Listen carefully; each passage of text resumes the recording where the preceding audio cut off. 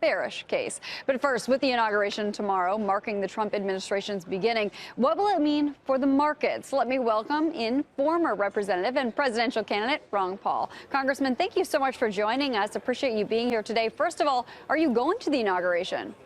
No, I'll be in Texas, so I will probably be looking at it on television.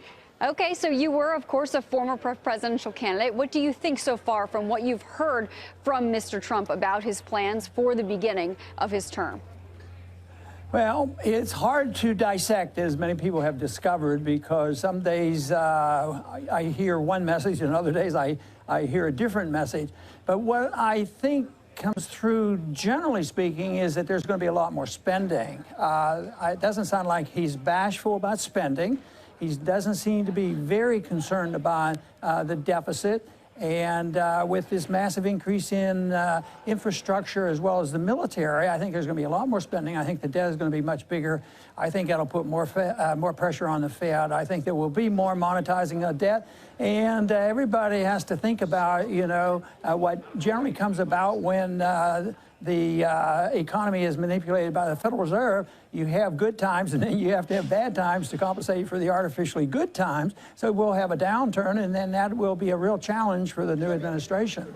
And so one thing that's being discussed a lot here on CNBC is the idea about border adjustment tax as part of the GOP plan that was presented over the summer that looks like it could be at least more of a consideration with President-elect Donald Trump. What do you think about the border adjustment tax?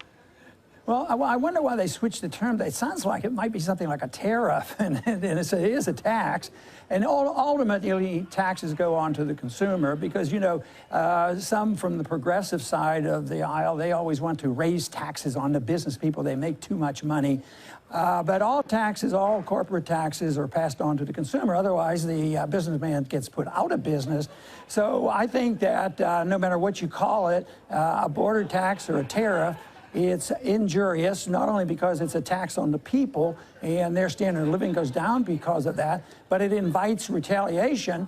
And it's amazing, if you go back 5 or 10 years, and still there's a lot of people who deal with the financial markets in a practical way as well as a theoretical way, that tariffs aren't good. That free trade is better than taxes. But of course, what Trump has tried to correct is not the excesses of free trade. What he's trying to correct is the artificialness of the planned economy.